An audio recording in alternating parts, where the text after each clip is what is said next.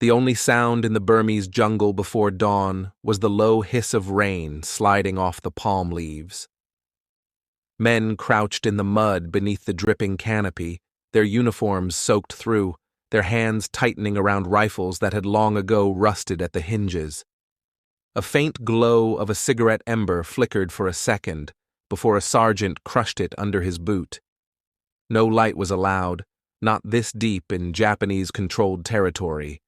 The column had been moving for days, and the men were exhausted, but they waited silently for the single, whispered signal that would send them forward again.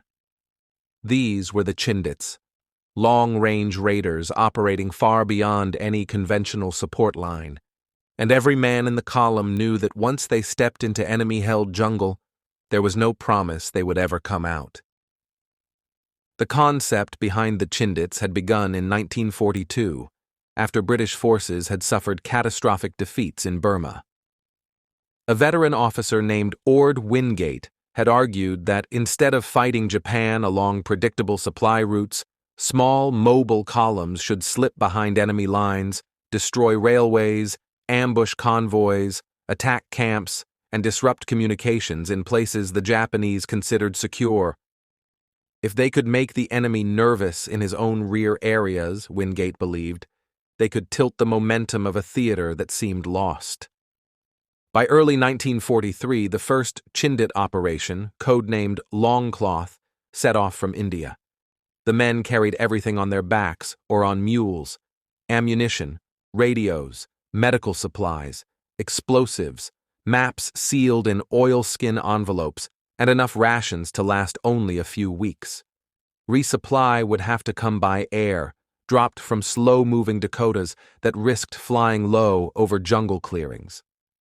Once the columns crossed the Chindwin River into Burma, they vanished from regular contact with headquarters, swallowed by miles of tropical forest, where trails dissolved into tangled vines, where heat smothered breath, and where the enemy moved silently in small patrols. The jungle introduced its own brand of punishment.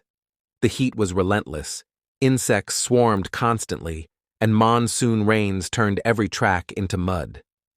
Men suffered from malaria, dysentery, and jungle ulcers that refused to heal. Packs grew heavier as bodies grew thinner. Still, the columns pressed forward, blowing up railway bridges, ambushing Japanese patrols, and slipping away before reinforcements could converge.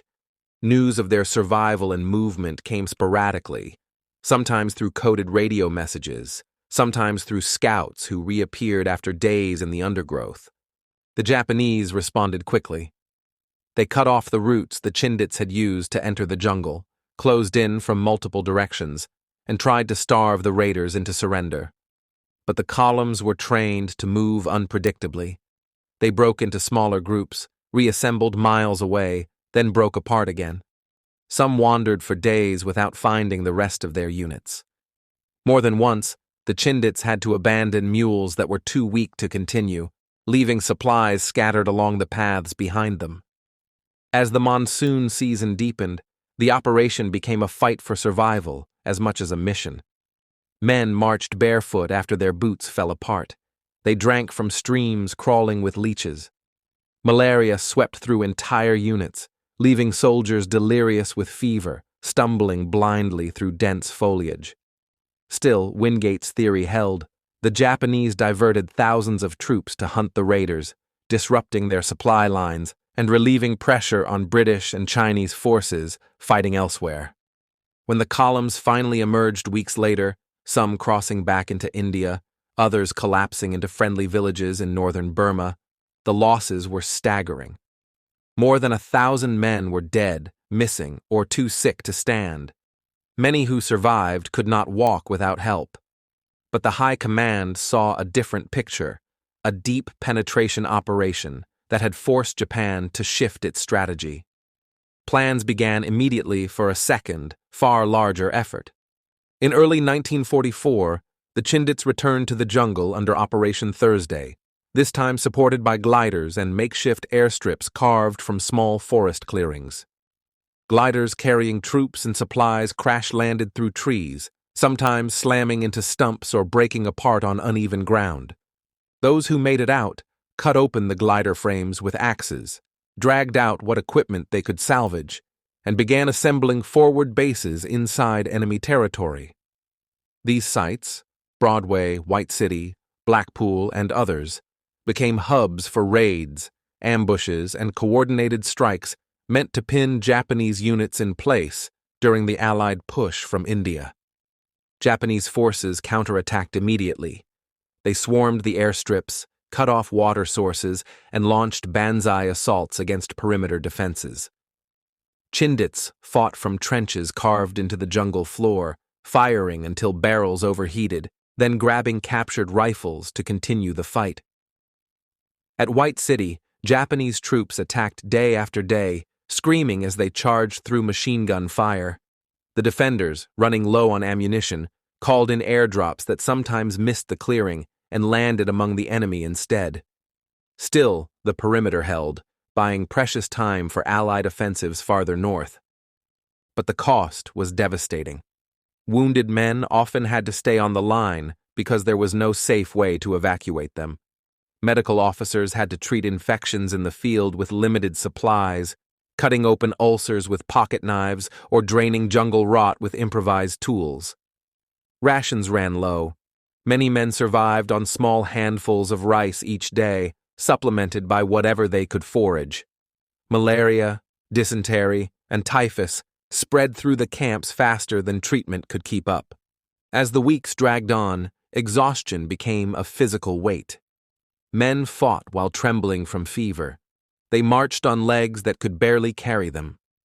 When orders came to withdraw from certain bases, some soldiers had to be carried out by their comrades or left behind to be retrieved later, if they could be retrieved at all. Attrition was brutal. Some columns lost half their strength before they reached extraction points.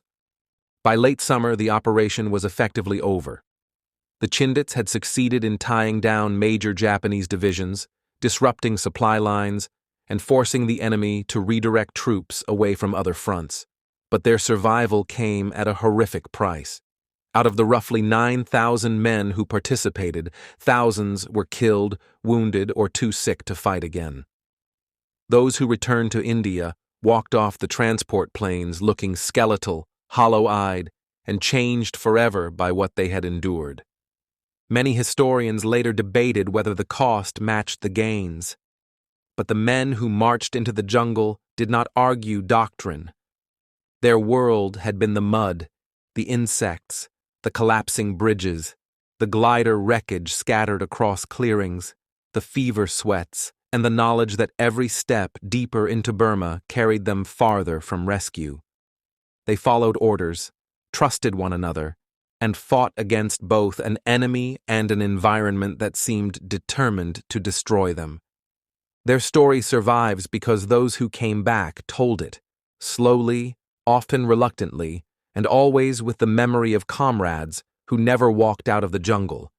The Chindits' legacy is marked not just by their victories or their tactics, but by the simple, unvarnished endurance of men who operated far beyond any normal line of support and kept going long after lesser units would have broken. Thank you for listening to Last Post History. Subscribe for more true stories from the world at war.